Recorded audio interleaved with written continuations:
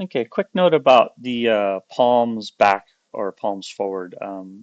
What I had done, but the reason I had started getting goofy with it earlier, in case you hadn't noticed, was pretty good reason, and that was I did the arc flow. I was doing like my loose gesture drawing, so I did the arc of the legs and the arc of the arms. Well, when you do the arc for the arms going this direction, the palms have to be back. If you bring the palms forward, it's going to actually reverse the curve here. So let's just do that real quick. So what I mean is you're now going to have the palms coming um, this way. And then when it hits the elbow, it's actually going to, they have to curve out the other way when you do palms forward. So just really important note to make here where that elbow is.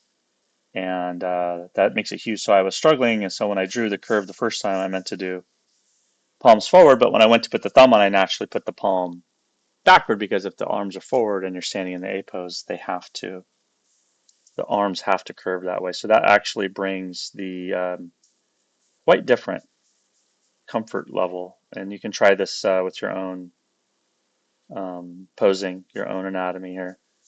So I'm just kind of redrawing.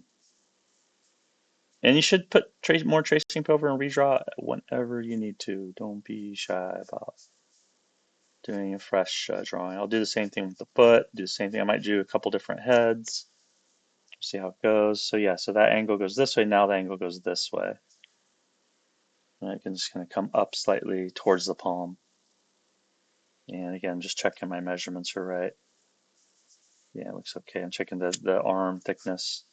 And then you might even do, T-pose with the arms straight out. Like maybe, you want to do a digital 3D model for this. And for digital, when you're rigging, when you're creating the bones, it's easiest if the arms are and the hands are completely flat from the top-down view. So you would do a top-down view of the arms. But um, yeah, that's going to make a huge difference in how that works. So let's keep the same smooth gesture lines, okay?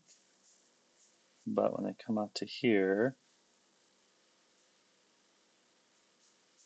and then the bicep's going to come in there a bit closer, but the outer tricep and the forearm twist is going to go this way. This is your ulnar radiosity. It's how the ulna rotates and radiates. So I don't know if radiates is a word. But yeah, that's how it should go. So let's see if I can speed this up for myself just a little bit in terms of how the hands would be represented. So there's my newer. Ah, if you're too impatient, you'll rip your tape. So just take your time. Be a little careful. There we go. So we'll do this one. So yeah, so the palm's going to be this way. So the cool part is I could just take this over right over the hand like that, and it shouldn't change too much whether I'm drawing the front or the back. The silhouette should be mostly the same. So what's going to be different is the um, palm is going to curve this way. You're going to see the underside of it now, which you really couldn't see before. So it's the underside of the hand rather than it's the palm rather than the back of the hand, which is how the other one was drawn. But being able to just slide it over and trace that hand real quick, that was way, way, way, way faster.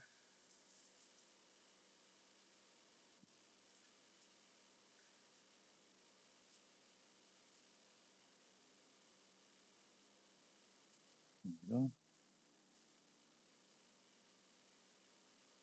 And it's got kind of like his feet. This character's having shorter, chubbier limbs than or hands and feet in relation to the actual limbs length and the torso thickness. So it's kind of a stylistic observation. Here's the other one. So just go like this. Align the hands. They almost curve. This matches up. It's kind of cool. Didn't even notice. Could have done the whole arm that way. It's dope. Did the other one line up like that? Kinda. The bicep, yeah, the tricep came out. Should be more tricep there. This one here, however, is not. Okay, yeah, there's a overlap. Okay, but sharpen. Okay, yeah. Um, Sharpening break. Yep, that's yeah, stopping sharpening pencil is not that big a deal. People, "Oh, I don't want to do this and that because I don't want to get paper and I don't want to sharpen pencils." Like, really? That's your beef? Having your withdrawals from your computer is kind of sad because it's good to actually stop and take a little break and look at what you're doing. And sharpening pencils doesn't really require much thought. So yeah, stop and sharpen your pencils every few minutes and look at what you're doing and use your brain. Think a little bit before you continue on because it will benefit you greatly. You know, need those moments to. There's a lot of times when you're drawing or design something where you maybe should stop a little bit and think about it, smell the coffee, smell the roses, get some water, pet your cat, puppy, dog, whatever. All right, so palms forward, palms back, no problem. Let's look at the other item here. We were going to look at the foot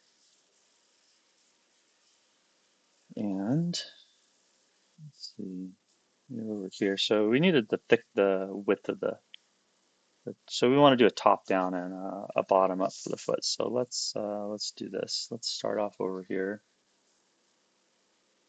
and just retake this for a moment. And we had discovered that we made like super wide fat feet, which I recommend everybody make your feet a little extra wider so your character has something to not fall over.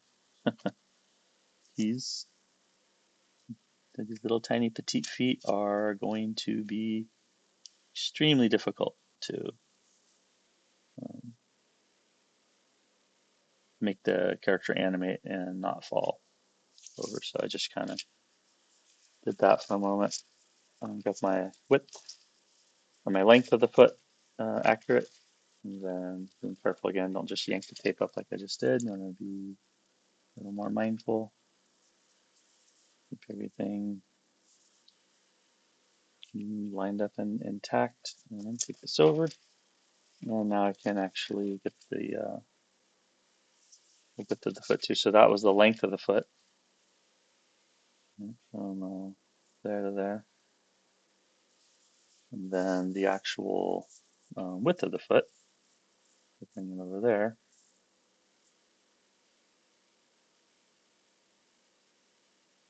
It's going to be over here. And that's going to be very helpful. We can bring it, slide it up over here. And we can even kind of define, okay, here's the big toe, here's the next one, here's the next one. So use that tracing paper, folks. There we go. That's our little Flintstones. That's what I was trying to think of. Flintstone. Yeah. Wanted to do like Barney Rubble on Sky, like really make his calves lower. The Croods, caveman. He'll do like a caveman out of this after all. We'll see. But yeah, there's the foot. So now the toes I just drew. That was yeah, I'm kind of dumb actually. I should have done an arc going back right away. So I'll just fix that now. So we'll go, okay. Sometimes this toe, the second toe next to the big toe, sometimes it is indeed even. Sometimes it comes out further. Sometimes it goes down back. So look at your own feet. Mine comes out farther than my big toe, and my wife's goes back. It's shorter than her big toe. And our kids have, I believe they got her toes, not mine. So yeah, I'll make these a little rounder and stubbier. So, but then this one right here, I need to really pull that back. And then same thing here, pull that back. And then right there, pull that back. And then we'll get the length here. The big toe, that's about right. Yeah. And there it comes out.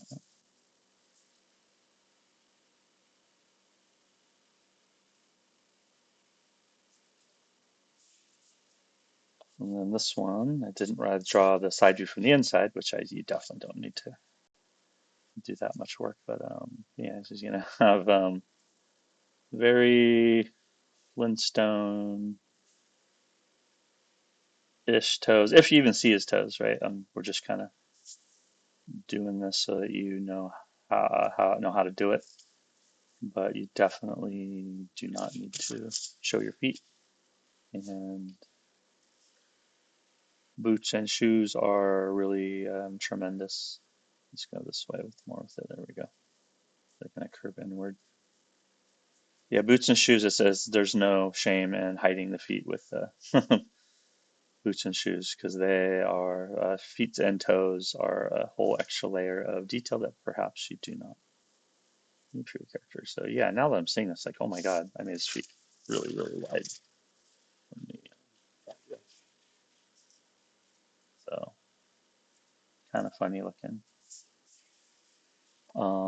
Maybe I could do maybe have this come a little bit closer. Maybe simulate the underneath of the foot a little to help me with the arch. That's what I was missing. Curve this way.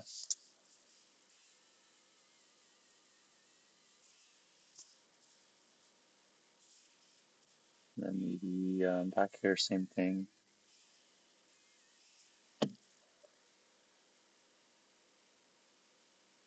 So I think giving that curve helps a lot to make that proper. Yeah, that's better.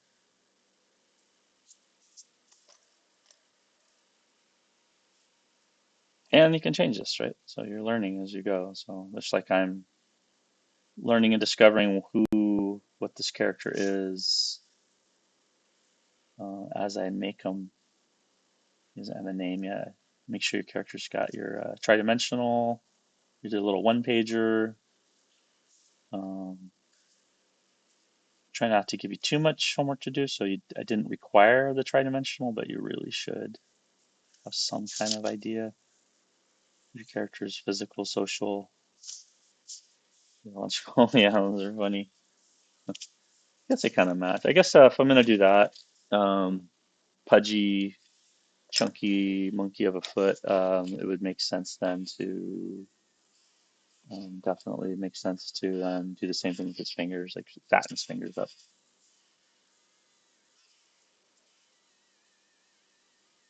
That's the top view of the foot, right, not the bottom view. So,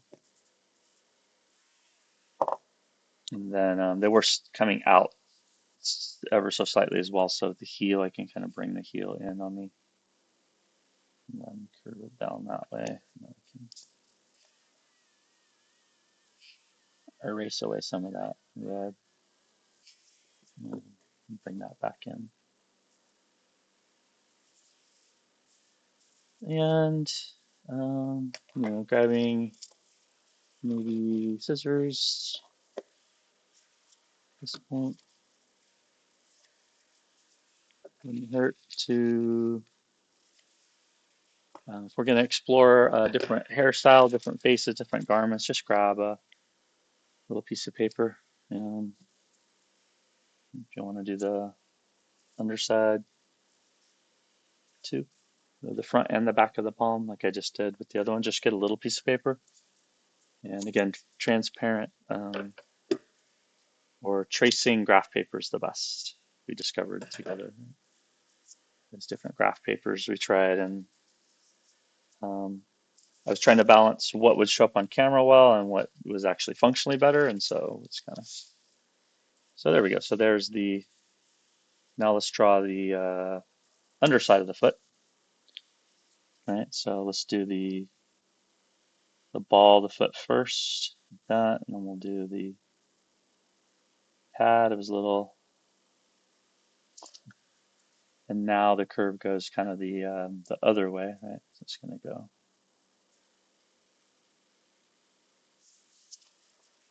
that one.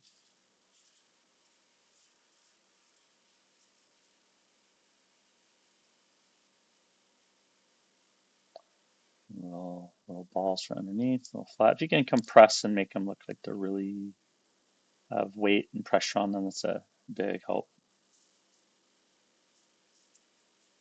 There we go. And then to the heel. So I kind of define the ball of the foot, this pad here, and the heel. And I put tape on all four corners so it's hard to see. There we go. If I did or didn't get blue lines in everywhere, I don't think I did. All right, now I'm going to quickly go back into red and define that ball of the foot. And then there's the heel.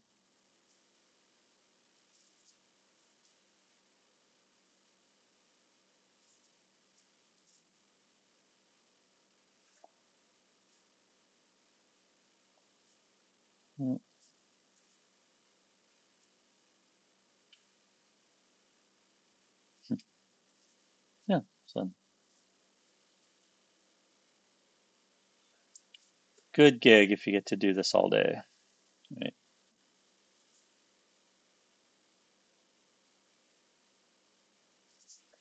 And let's see how this is looking now. Okay.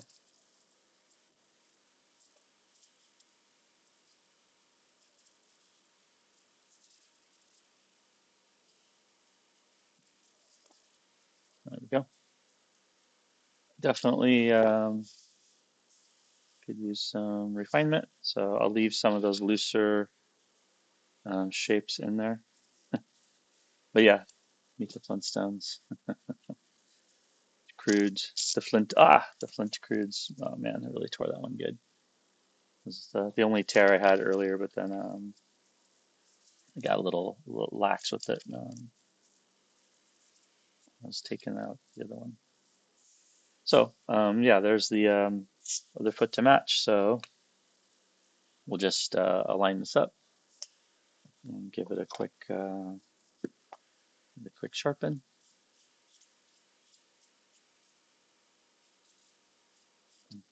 I guess free Blick advertisement. So and these are pretty brittle, so just you don't have to press hard. Just let the razor blade do its work whenever you're sharpening these things. Mhm. So yeah, let's curve out here. And then pad it there.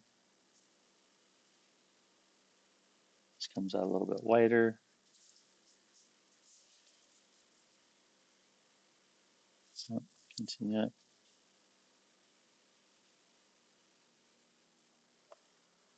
And hit it as I go. Make sure I'm done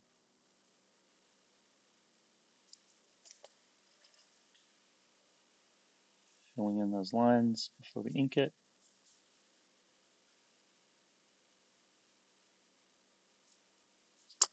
And if I didn't already, well,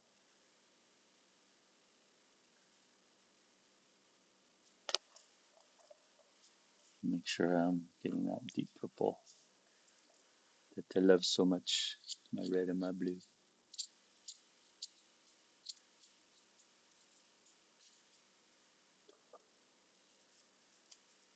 Mm.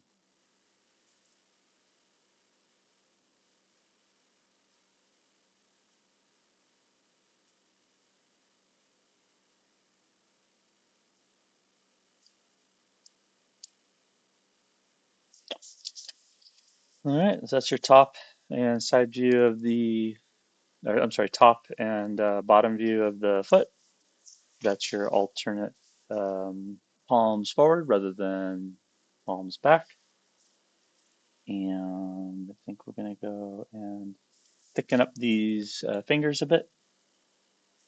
So I might, and I do like palms. Do like palms forward a bit more than palms back, just because it feels a little more. I guess neither position feels natural to me. So, and actually, if I were to think about if like standing and doing it, I think palms back might be a little more comfortable. But yeah, I think it might be easier to draw to model, and also a little easier. Yeah, plump these up a little bit, and a little bit easier to get the skeleton right if you do it that way. Beef there.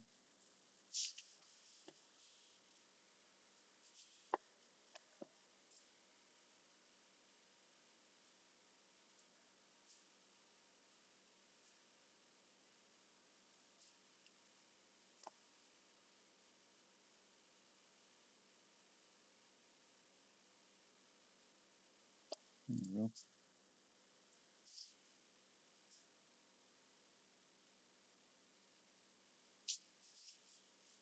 And maybe bring this out a little bit more too.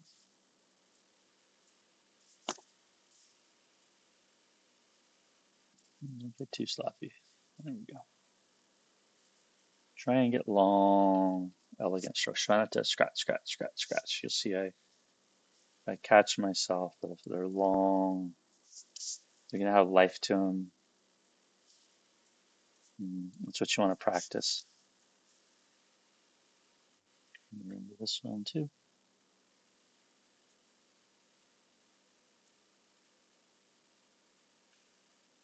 Um, doing the pads of the hand, kind of like we did with the feet. Yeah, this one definitely can be, these fingers here, that the gap between them can be made a lot fatter to match the overall design of the feet. There's little design decisions. It's helpful to be able to do these. Error there. It's definitely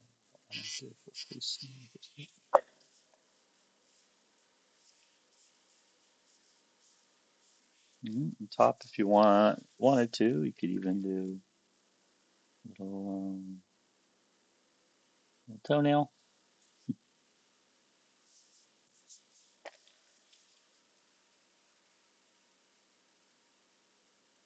Imagine if you use a crude or caveman, we might give them actual toenails sticking off, but I'll just kind of put a little impression in there. And do the same thing for the hands, the front and the back. Yeah, make these a little fatter still even.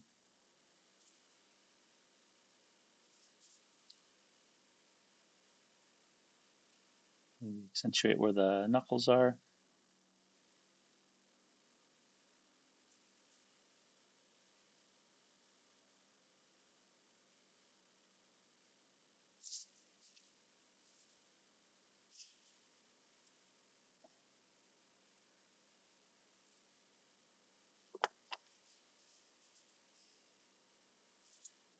Okay, I think that's good for this one. We'll see you back. We're going to take a peek at maybe doing some different final details on the face.